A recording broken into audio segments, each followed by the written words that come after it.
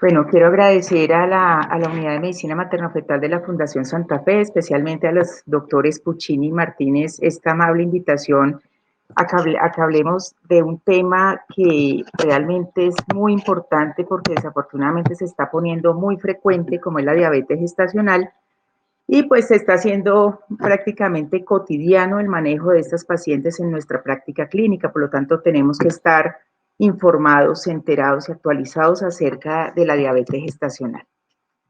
No tengo ningún conflicto de interés que declarar para la presentación de la siguiente conferencia. Es una actividad netamente académica derivada del producto de mi ejercicio como perinatóloga. Y estas son las instituciones en las cuales yo laboro actualmente en la ciudad de Bogotá y a las dos instituciones científicas a las cuales yo pertenezco como fiscal en ABP y como líder de medicina perinatal, salud perinatal en ASBOC. Voy a empezar mi conferencia en esta oportunidad al revés. Voy a empezar con la conclusión. No existe actualmente a la fecha ningún consenso universal acerca de cómo tamizamos y cómo diagnosticamos la diabetes. Hay un tema que divide la comunidad científica, la comunidad médica, y ese es el diagnóstico de la diabetes gestacional. Divide inclusive países, instituciones y profesionales porque no existe actualmente un consenso que uno diga es mundial y es universal y todos hacemos lo mismo. Lo que sí existe son dos maneras de hacer ese diagnóstico que sí están claramente establecidas, unas con unos adeptos, otras con otros, unas con ventajas, otras con desventajas, etcétera, que son la tamización en dos pasos, que consiste en dar una carga de glucosa de 50 gramos sin ayuno, no requiere ayuno, y si esta sale positiva, que generalmente es en el 20% de los casos, hacemos una curva de tolerancia oral a la glucosa con 100 gramos y tres valores postcarga.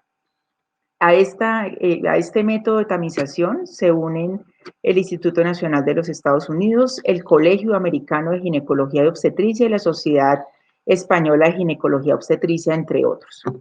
Mientras que existe la tamización a un paso, que es realizar directamente curva con 75 gramos de glucosa, solo dos valores postcarga se analizan y con un solo valor alterado se considera que se llega al diagnóstico de diabetes gestacional.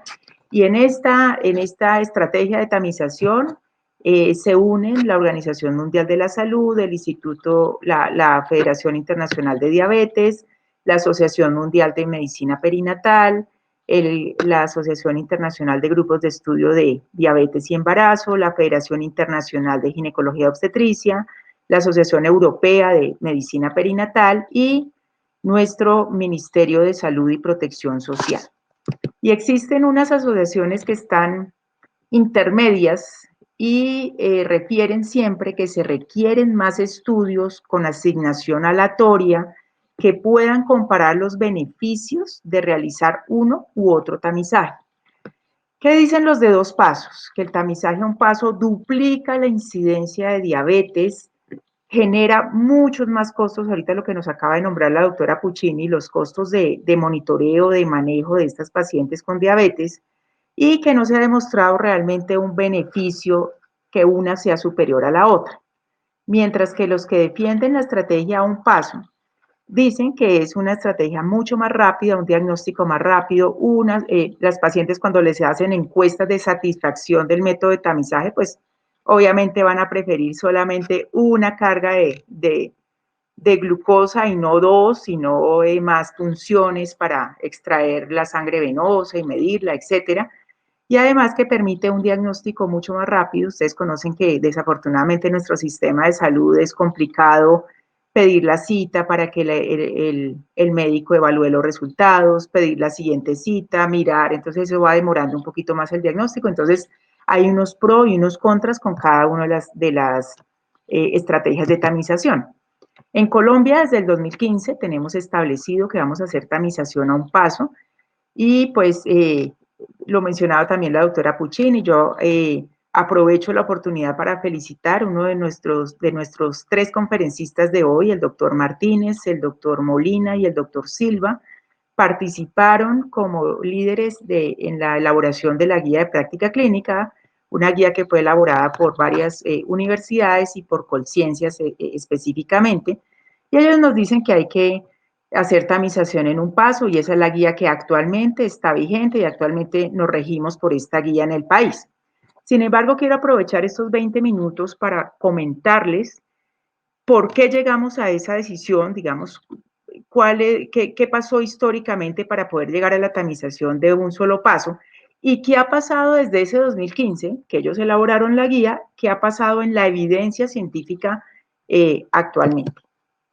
Es conocido desde hace más de 100 años el impacto negativo que tiene la diabetes sobre el embarazo, pero pues aquí menciono en 1946 la publicación de este artículo icónico acerca del efecto que tiene tanto la diabetes gestacional como la pregestacional en la salud materno-fetal. Ellos describían, que es el artículo estándar del doctor Miller, que existe una alta tasa de mortalidad en estos niños, que existe un excesivo ganancia de peso y ocasionales cambios en algunas vísceras y en alguna secreción de glándulas internas, en gran parte relacionado con la hiperglicemia materna.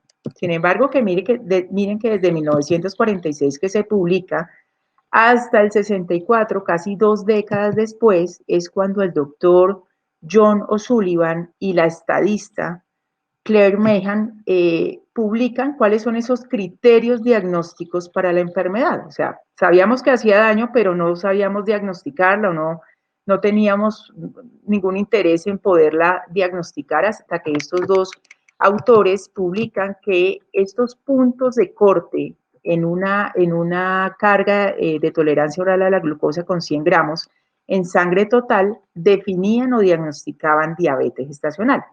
Esos puntos de corte, y ahí es muy importante que ustedes lo entiendan, fueron calculados a partir de cuál era la capacidad predictiva de esos valores de glicemia en que las pacientes afectadas desarrollaran en un futuro diabetes mellitus tipo 2. O sea, no fueron diagnosticados para la morbimortalidad perinatal, sino de esas pacientes que hacen diabetes gestacional, ¿cuántas iban a ser diabéticas en el futuro? Digámoslo así. Casi que una década después de la publicación de estos dos autores, el Colegio Americano de Ginecología y Obstetricia y el Grupo Nacional de Información en Diabetes adoptan esos criterios para diagnóstico de diabetes mellitus gestacional. Después venimos en el 73, donde estos mismos autores, O'Sullivan y Meehan, consideran que la historia clínica no es suficiente para detectar a qué pacientes le íbamos a hacer la curva, qué pacientes iban a desarrollar diabetes. Entonces, que el antecedente de macrosomía, de diabetes mellitus familiar, de obesidad, de antecedente de óbito, antecedente de un resultado obstétrico adverso, era poco sensible para poderme detectar qué pacientes podrían desarrollar la enfermedad. Entonces ellos sugieren en el 73 que debemos realizar una prueba de laboratorio a todas las pacientes mayores de 25 años con una carga de glucosa de 50 gramos, y si su valor era igual o mayor a 130, esa paciente debía ser llevada a curva de tolerancia oral a la glucosa. Por eso este tipo de tamización previa se conoce como el test de O'Sullivan, porque él fue el que lo describió. Entonces, él considera que la edad mayor de 25 años y la carga de 50 gramos son factores independientes con mucha más sensibilidad que la historia clínica, que los antecedentes clínicos, para detectar diabetes gestacional. Posteriormente, en 1982, Carpenter y Custan consideran incorrectas las mediciones que se hacen en sangre total con respecto a las que se hacían en la década de los 80, que ya era solamente en plasma. Acuérdense que los glóbulos rojos consumen azúcar, ¿cierto? Entonces ellos consideran que era incorrecto decir esos valores. Además que la técnica con que se medía el azúcar en la década de los 70 era con Nelson Somogy versus en la década de los 80, que era con técnica de glucosa oxidasa. Entonces ellos hacen una corrección matemática, ya no del valor de sangre total de azúcar, sino solamente venoso y con la nueva técnica de medición y aportan estos nuevos valores que son los que, inclusive, actualmente los que hacen estrategia en 2 pasos seguimos utilizando. O sea, son valores que actualmente son vigentes y que realmente, si son, esa corrección que ellos hicieron matemática realmente es verdaderamente cierta. También estos valores, vuelvo y repito, fueron calculados basándose en la probabilidad que tiene esa paciente con diabetes mellitus gestacional de ser diabética tipo 2 en el futuro. Y ellos, estos mismos autores, Carpenter y Custan, definen, ahí es donde hacen la definición que actualmente también utilizamos, de diabetes mellitus gestacional, y la definen como la intolerancia a la glucosa de cualquier grado que se establece o se reconoce por primera vez durante el embarazo. Entonces ellos hacen el diagnóstico, los valores y también la definición. Posteriormente, si nos corremos en el mapa del tiempo, en el 2005, a pesar de que todos conocíamos el impacto negativo que tiene la diabetes sobre el embarazo, sobre los resultados perinatales, ya teníamos el diagnóstico, etcétera, los médicos a nivel mundial no la diagnosticaban, no buscaban la diabetes, porque ellos argumentaban que no existía absolutamente ninguna estrategia para poder disminuir esas complicaciones. Entonces, ¿yo para qué iba a diagnosticar una enfermedad a la cual no le podía dar un manejo? Entonces, en el 2005 viene este gran estudio multicéntrico, participaron 18 centros médicos en su elaboración, 14 en Australia, 4 en el Reino Unido, con más de 1000 pacientes aleatorizadas, que es el estudio A-Choice, ¿no? El estudio donde evalúa que realmente el tratamiento de la diabetes gestacional sí impacta sobre la disminución de la morbimortalidad asociada a la enfermedad. Entonces, aleatoriamente se clasificaron las pacientes en unas recibir su control prenatal normal, adecuado, hasta que el momento a la época se realizaba, y en las otras sí, las otras 500 pacientes sí se les dio valoración se les otorgó valoración por nutrición, monitoreo de glucosa, pacientes que si requerían o no insulina se trataban.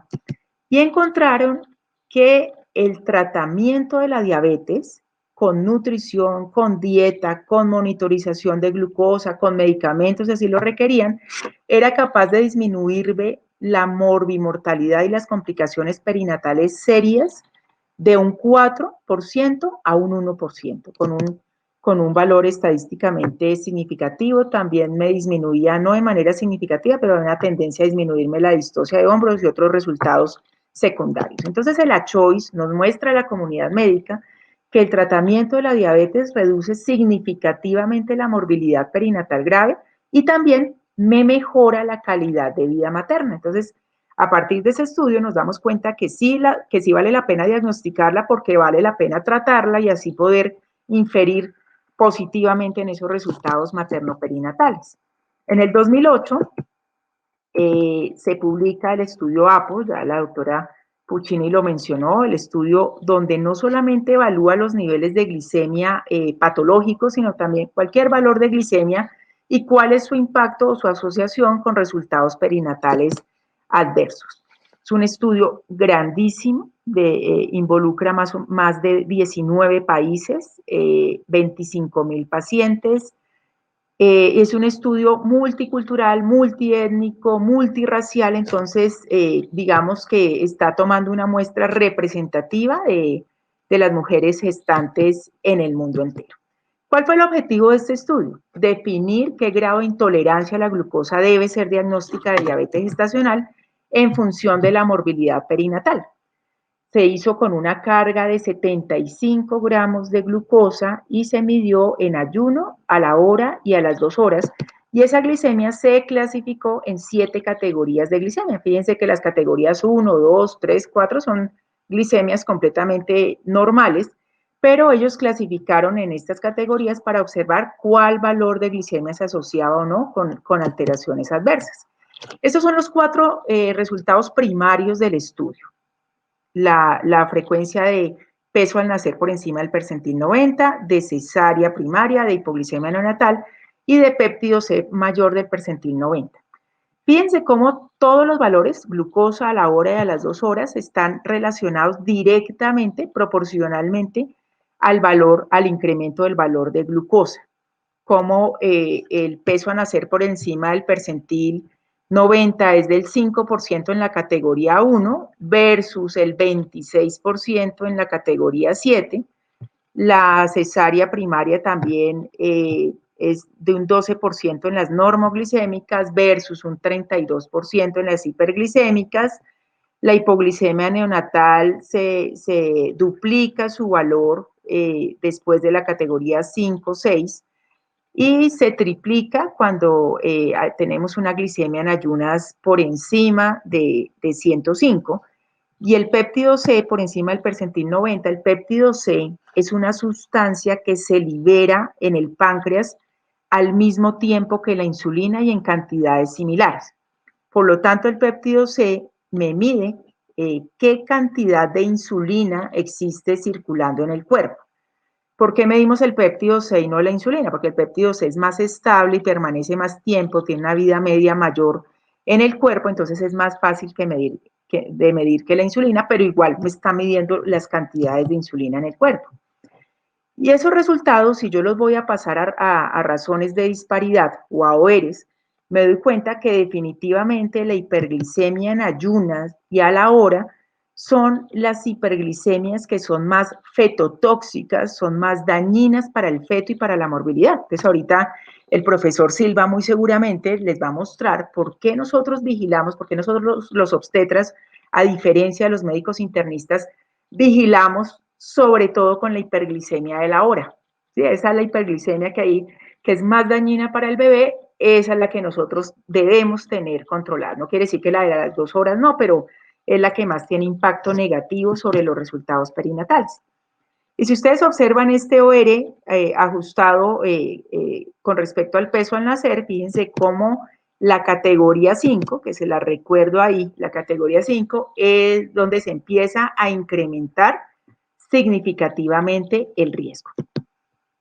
La conclusión de APO fue que existe una fuerte correlación continua entre la glicemia materna en ayunas a la hora y a las 2 horas, después de una carga de 75 gramos de glucosa con la morbilidad neonatal. Sin embargo, este fue un estudio que el APO no pretendía, detectar cuáles eran esos valores de glicemia que deberíamos utilizar para el diagnóstico de diabetes. No, fue un estudio clínico muy bien hecho, grande. Entonces, necesitábamos poner esos resultados del estudio clínico en algo que se volviera práctico, que era poder determinar cuáles valores realmente nos podían servir a nosotros como obstetras para diagnóstico de diabetes gestacional, no pensando en quién va a ser diabetes gestacional en el futuro, sino pensando en qué valores son patológicos para mis resultados perinatales. Entonces, el grupo la Asociación Internacional del Grupo de Estudio, de los grupos de estudio de diabetes y embarazo, desde el 2008, cuando fue publicado el APO, empezaron a reunirse y a trabajar en cómo poníamos esos resultados clínicos en algo práctico que eran los nuevos criterios de diabetes. Ellos publicaron, desde el 2008 se reunieron más de 10 instituciones científicas, los miembros del comité, personalidades científicas importantes en el tema de diabetes y embarazo, y en el 2010 exponen este consenso acerca de cuáles deberían ser los nuevos criterios de diabetes. Entonces, basados en el estudio APO, ellos sugieren que la tamización y el diagnóstico de diabetes se debería hacer con carga de 75 gramos, no de 100, con solo 2 horas poscarga, la valoración de 2 horas poscarga, y cuyos valores son en ayuno igual o mayor a 92, en 1 hora igual o mayor a 180, a las 2 horas igual o mayor a 153, y el criterio para diagnosticarlos ya no son 2 valores alterados, sino al menos 1. Fíjense que los valores de glicemia no cambian mucho. En ayuno se baja de 95 a 92, 3 miligramos. La hora es igual y las 2 horas de 155 a 153. Digamos que ahí no es que exista una diferencia importante, pero al menos un valor, con solo un valor, ya me incrementa obviamente la morbilidad, me incrementa la incidencia, perdón, de diabetes, y en Estados Unidos se incrementó la incidencia de diabetes de 7% con los anteriores criterios a 18% cuando utilizamos esos criterios. Quiere decir que casi de cada 5 mujeres que tamizamos, una va a ser diabética con estos nuevos criterios. ¿Cómo hallaron ellos, cómo determinaron esos criterios? Bueno, un promedio entre esa categoría y el valor que era capaz de incrementarme igual o más 1.75 veces el peso al nacer, el péptido C, las adiposidades, ¿no? Del recién nacido. Entonces, lo que me incrementaba la morbilidad 1.75 veces lo consideraba como criterio diagnóstico. Le echamos o le adjudicamos ese incremento en la incidencia de diabetes, se duplica básicamente, o sea, más de 2 veces se incrementa la incidencia de diabetes gestacional, y todos los detractores de la tamización a un paso, obviamente le adjudicaban era sencillamente al cambio en los criterios, pero también se nos olvida que nos estamos poniendo gordos, obesos. La Tierra es ya un planeta obeso.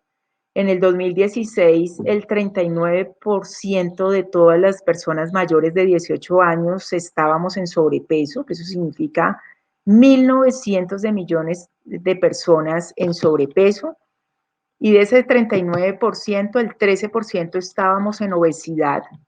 Más de 650 millones de personas en el mundo estábamos en obesidad en el 2016. Colombia no nos quedamos atrás, tenemos unas dietas poco saludables, el 60%, bueno, antes de la pandemia, si ustedes hacen un recorderis, ¿cuántas veces comíamos comidas rápidas al mes? Empieza uno ahí con sus pecados, más o menos el 24 millones de colombianos, la mitad estamos en sobrepeso o en obesidad. Los departamentos con mayor obesidad en Colombia son San Andrés, Guaviare, Caquetá, Tolima. El 52% estamos en sobrepeso y 1 de cada 5 colombianos estamos en obesidad.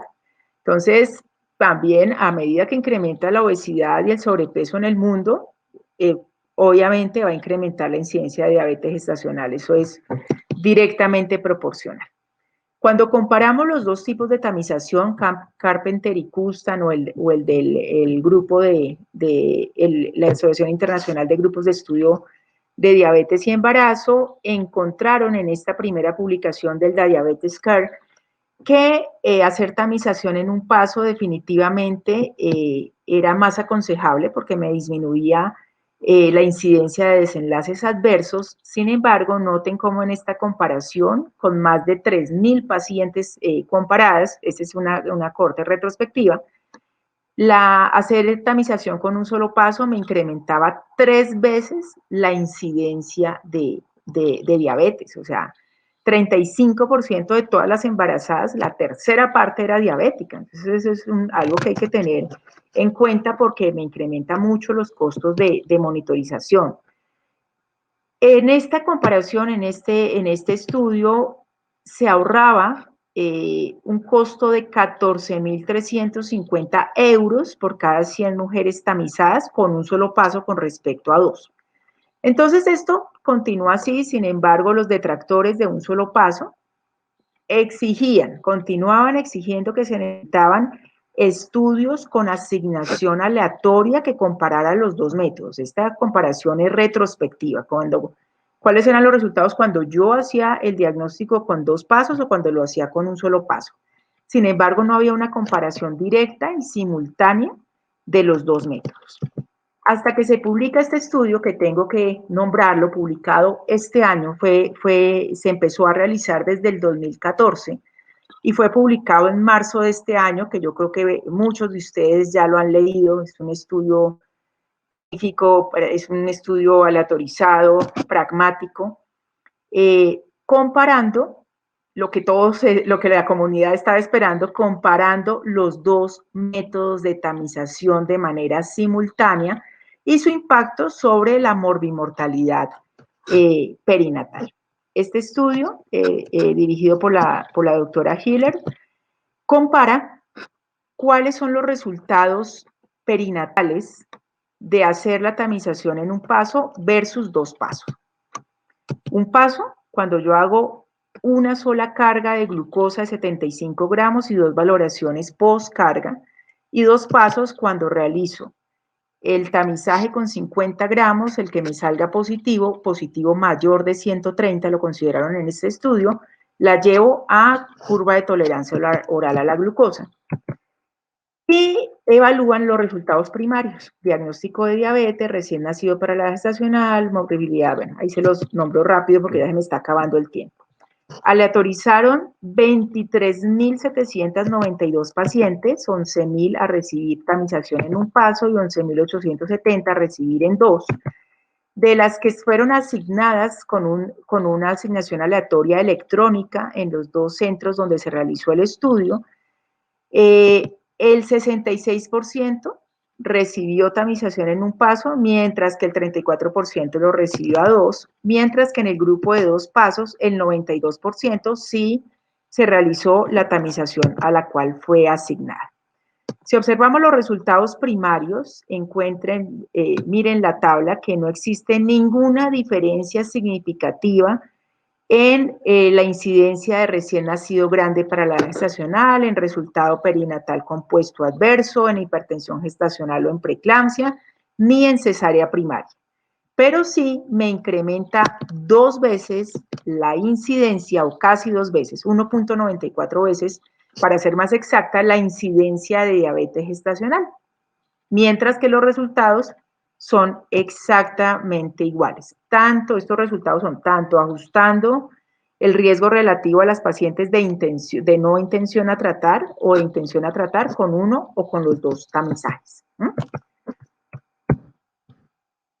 En los resultados secundarios tampoco hubo diferencias. Entonces ellos concluyen en este gran estudio pragmático aleatorizado que el tamizaje en un solo paso, en comparación con el de 2 pasos, duplicó la incidencia de diagnóstico de diabetes gestacional, pero no afecta los riesgos de grande para la gestacional, de resultado perinatal adverso, de cesárea primaria, hipertensión gestacional o preeclampsia. Esa es la conclusión de ellos. ¿A quién debo tamizar? A toda paciente gestante en el territorio colombiano debe ser tamizada para diabetes gestacional y pregestacional. Es uno pregestacional, quiere decir que en el primer control prenatal o a la primera oportunidad que tenga yo de contacto con esa paciente, debo hacerle al menos una de estas pruebas en el primer control, o una glicemia en ayunas, o una glicemia postprandial al azar, o una hemoglobina glicosilada. Cualquiera de esas que ustedes elijan en su primer control prenatal está adecuada y lo que busca es diabetes mellitus pregestacional, buscar una pregestacional. ¿Cuándo tamizar? Todas las guías dicen 24 a 28 semanas, que es donde es el pico más alto de las hormonas contrarreguladoras, especialmente del lactógeno placentario. Sin embargo, la guía nacional es clara en decirlo. Toda paciente por encima de 24 semanas, no le pone un límite, por encima de 24 semanas debe ser tamizada. Quiere decir que si una paciente por alguna razón, algún motivo, no fue tamizada en esta época, yo no puedo quitarle el beneficio de tamizarla para diabetes y así me llega a la semana 31, tengo que hacer la curva. Obviamente los bebés a medida que van creciendo consumen más azúcar, pero me baja la sensibilidad de la prueba, pero igual tengo que beneficiarla con ese diagnóstico. ¿Cuándo debo hacer un tamizaje temprano? A las 24, empezando las 24 semanas o incluso antes. Cuando yo obtengo en el primer control prenatal una glicemia mayor de 92 y menor de 126 o una hemoglobina glicosilada mayor de 5.7 o menor de 6.5. Esa paciente, ahí me queda la duda y la tamizo de manera temprana con tamización a un paso. Existen varios factores de riesgo que se asocian con diabetes, entonces, ¿cuándo hago esa curva en el primer trimestre o en la primera oportunidad que tengo? Cuando tengo una paciente con sobrepeso o obesa como tal, más uno de los siguientes factores que yo nombro. Esa paciente debería ser llevada a curva inclusive en el primer control prenatal y si la curva me sale negativa, la repito nuevamente entre las semanas 24 a 28 semanas, ¿no? Así me salga negativa esta primera curva. Son ustedes muy amables por la atención prestada y quedo atenta en el bloque de preguntas si existe alguna algún comentario con respecto a mi presentación. Muchas gracias.